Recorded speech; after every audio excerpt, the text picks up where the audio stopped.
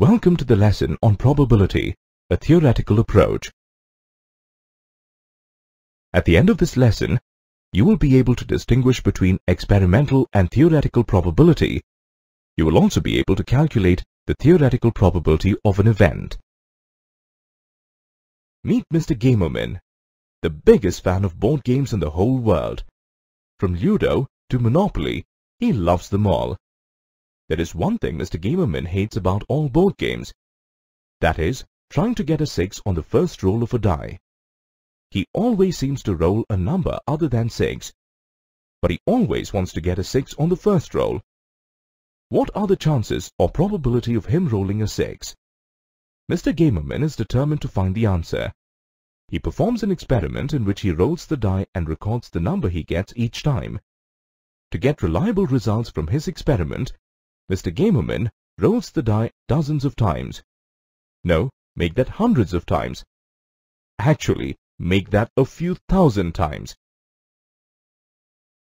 As per Mr. Gamerman's experiment, the total number of throws of the die is 4,000 and the number of sixes rolled is 640. Divide the number of sixes rolled by the total number of throws. That is 640 divided by 4,000.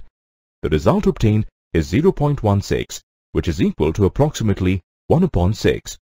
This is the probability of getting a 6 on the roll of a die. Since the probability is based on the observations of an experiment, it is called an experimental or empirical probability. Like Mr. Gamerman, many people across the globe have performed such experiments in the past. The experimental probability in most cases settles around 1 upon 6 or 0.16. Now, let's analyze the activity of rolling a die. A die when rolled will always show a number from 1 to 6. Here, we'll assume that the die is fair or unbiased. This means that if Mr. Gamerman rolls the die, then all the numbers from 1 to 6 have an equal probability of showing up. The possible outcomes when the die is rolled are 1, 2, 3, 4, 5 and 6. These outcomes are said to be equally likely. Thus, the total number of possible outcomes is 6. Out of the total number of possible outcomes, how many are favorable? By favorable, we mean how many possibilities allow Mr. Gamerman to get a 6. Clearly, there is only one such possibility when the die rolls a 6. Thus, there is only one favorable outcome. Therefore, the probability of getting a 6 on the roll of a die is the number of favorable outcomes divided by the total number of possible outcomes. In this case, it is equal to 1 upon 6, which is equal to approximately 0.16. This is called theoretical or classical probability. So now Mr. Gamerman's mind seems to be at rest. He now knows his chances of getting a 6.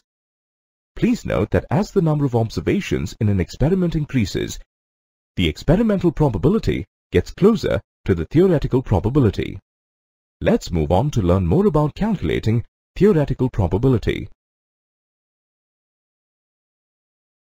The theoretical probability of an event E, denoted by P of E, is given by the number of outcomes favorable to E divided by the total number of possible outcomes. Now, observe the total number of possible outcomes when you roll a die. Each of these outcomes is called an elementary event. Now, let us investigate the probabilities of all the elementary events of rolling a die. The probability of getting the number 2 on the roll of a die is 1 by 6.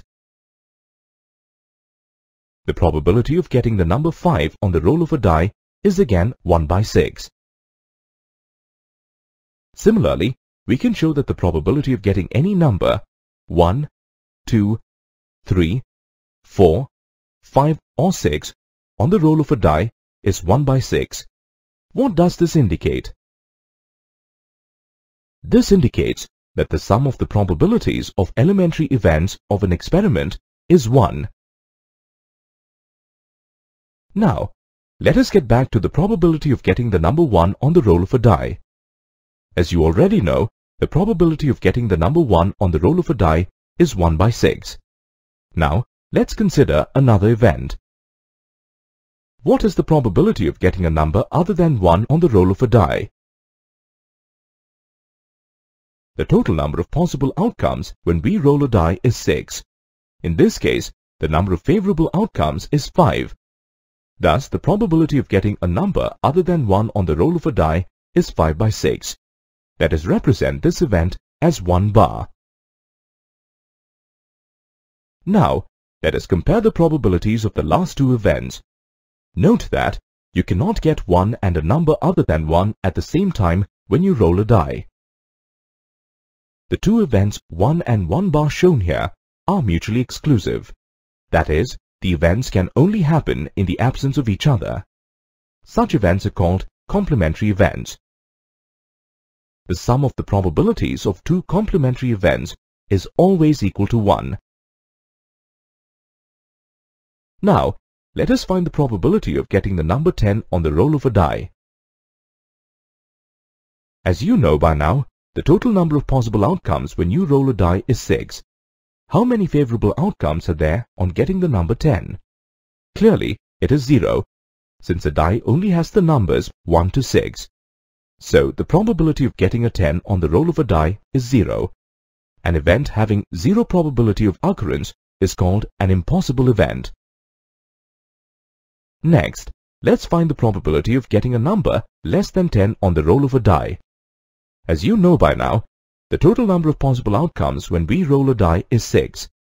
A die can show any number from 1 to 6 and all of them are less than 10. Thus, there are 6 favorable outcomes to rolling a number less than 10. The probability of getting a number less than 10 on the roll of a die is 1. An event having a probability of 1 is called a sure or certain event. You have reached the end of this section. Before moving on to the next section, let's recap the key points covered.